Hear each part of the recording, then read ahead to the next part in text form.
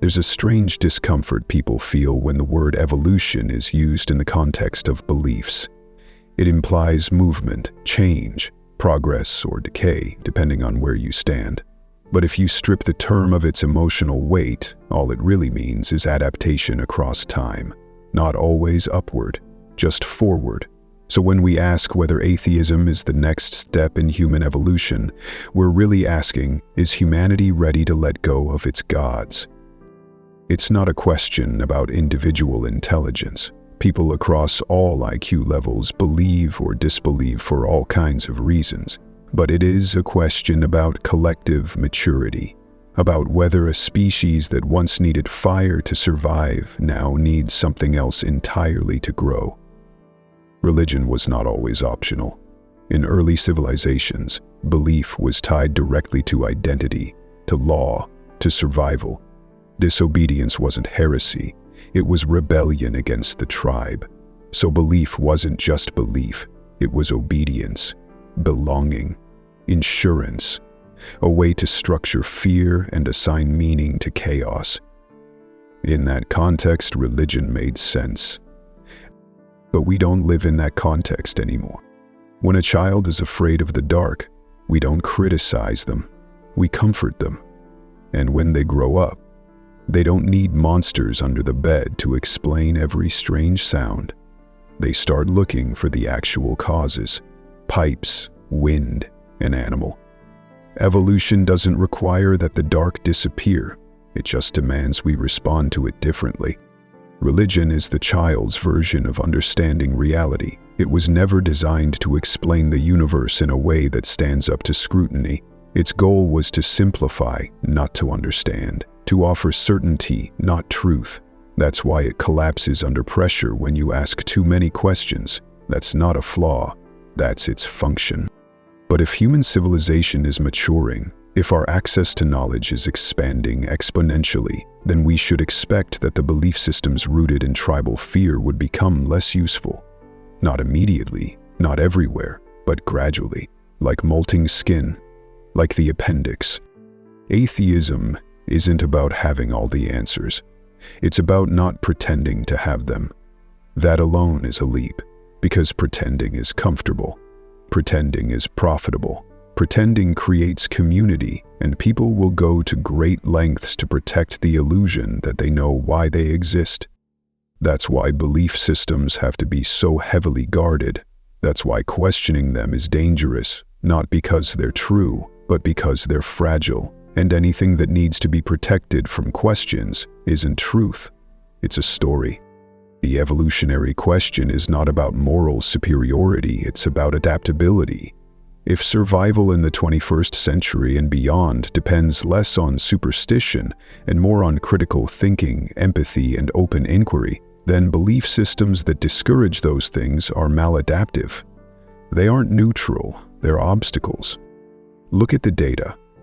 The countries with the highest levels of atheism, Sweden, Norway, Japan, the Czech Republic, also rank among the highest in education, healthcare, gender equality, and happiness.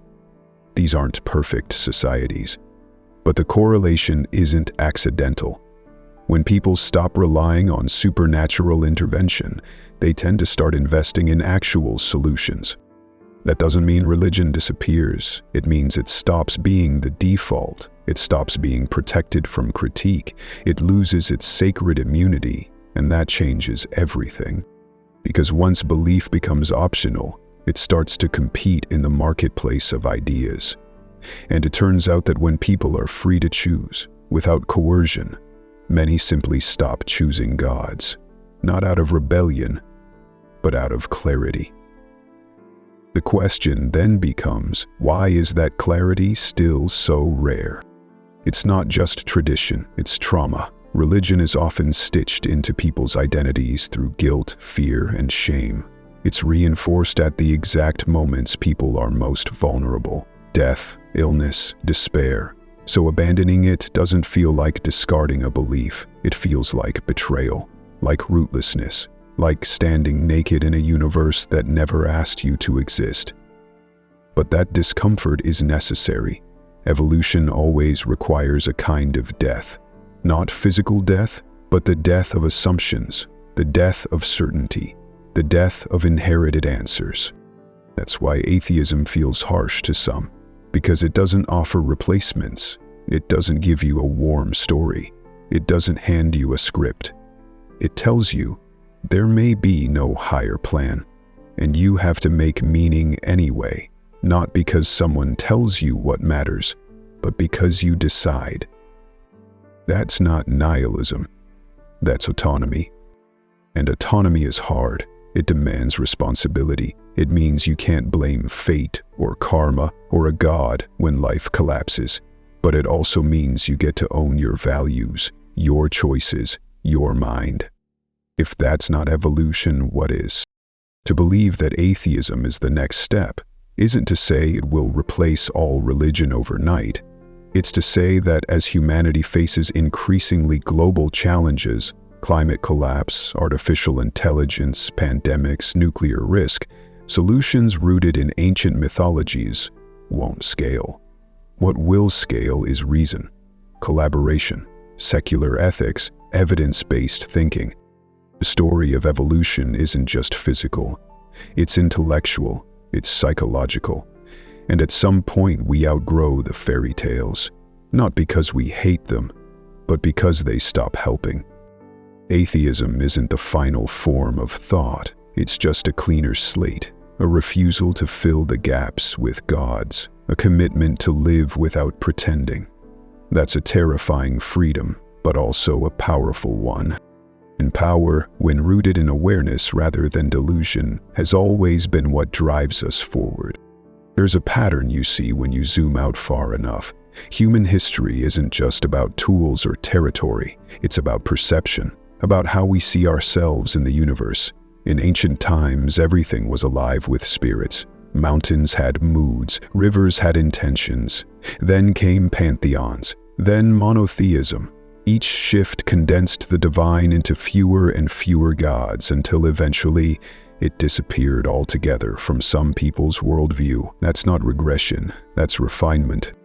The fewer gods we needed to explain things, the more we relied on observation, on logic, on data. The sun wasn't a chariot, it was a star. Disease wasn't punishment, it was pathology. Earthquakes weren't divine wrath, they were tectonic plates. And yet, even as these explanations accumulated, belief still clung to the shadows. Not because it explained better, but because it comforted more. Comfort, though, is not the same as truth. That's one of the hardest lessons evolution teaches. A soft lie can outlast a hard truth temporarily, but only until conditions demand reality. In that sense, atheism isn't popular because it feels good. It's not designed to soothe, it's designed to not lie. This is also why atheism often gets misunderstood. It doesn't offer a replacement mythology. It doesn't build a new priesthood. It leaves space, and space feels threatening, especially to those taught that life only has meaning if someone else assigned it. But look closely at how many people are quietly stepping out of belief systems, not in anger, but in exhaustion. They're not looking for rebellion, they're looking for rest, for the freedom to say, "I don't know," without fear, for the right to stop pretending they hear something that's not there. Atheism is evolution in that way, not an arrival, but a departure from the need for invisible authority. From the impulse to outsource morality to commandments, from the belief that doubt is sin, because in truth, doubt is how we grow, doubt is the immune system of thought. Without it, we believe anything. With it, we start to think.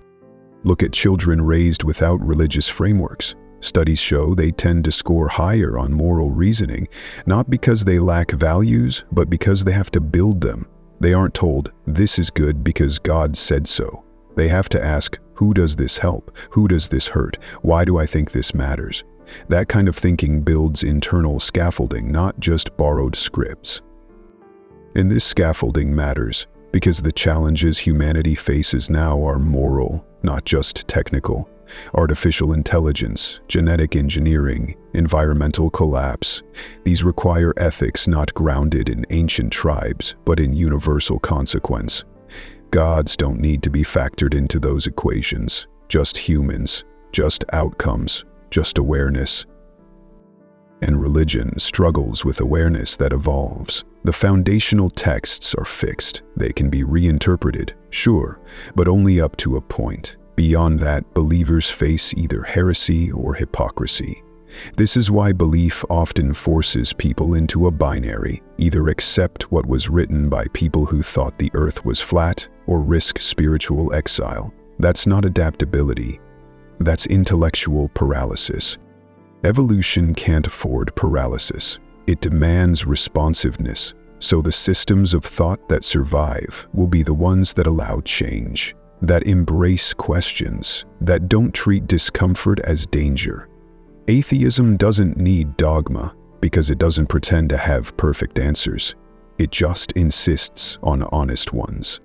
And here's where it gets interesting. As societies become more educated, more connected, more globalized, belief systems built on exclusivity become liabilities. If one group believes they are the sole holders of truth, cooperation becomes fragile. But if we step back from religious certainty, if we say we're all figuring this out together, then collaboration becomes possible. Not easy, but possible. Some say atheism is cold, but in truth, it opens space for a more personal warmth. When you're not doing good out of fear of punishment or hope of reward, your kindness is real. When you don't believe someone is watching, but you act with empathy anyway, your morality is genuine. And that kind of moral autonomy is what a mature species needs, not obedience, but understanding. Religions often teach that without belief there is no meaning. But that's backwards. Meaning is not inherited, it's created. You find meaning in relationships, in work, in creation, in wonder, in helping. You don't need an invisible eye in the sky to make your life matter. It matters because you're conscious, because you're alive. That should be enough. And if it isn't, no amount of worship will make it so. This is why more people than ever before are identifying as nones, not affiliated with any religion. In the US, that number has tripled since the 1990s. In the UK, over 50% identify as non-religious. In Estonia and the Czech Republic, it's closer to 80%. These aren't random blips. These are signals. Something is shifting.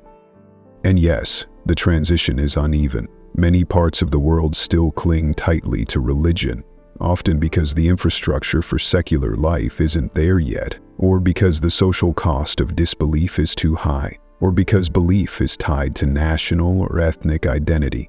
But those pressures don't invalidate the broader trend, they just slow it down. It's worth noting that evolution isn't a moral force. It doesn't favor truth or goodness. It favors survival. But sometimes, survival and truth intersect. And in this moment, when tribalism and misinformation are rampant, truth might be one of the few things that can still help us survive. If so, systems that rely on myths will falter, and those that reward inquiry will flourish. That doesn't mean everyone will become an atheist. Belief is stubborn, culture is sticky, but it does mean that as humans confront the limits of their own power, they may finally be ready to stop outsourcing their future to imaginary forces. Because the future isn't waiting for divine permission, it's already here, and it asks hard questions. How will we handle the power we've unlocked? Who do we become when no one is watching? Can we build a civilization where meaning is shared but not imposed? These aren't religious questions, they're human questions. And answering them doesn't require a god. It just requires courage. There's a reason ancient gods had human flaws: jealousy, rage, vanity. They were reflections, not revelations. People projected their fears and hopes into the sky and called it divine.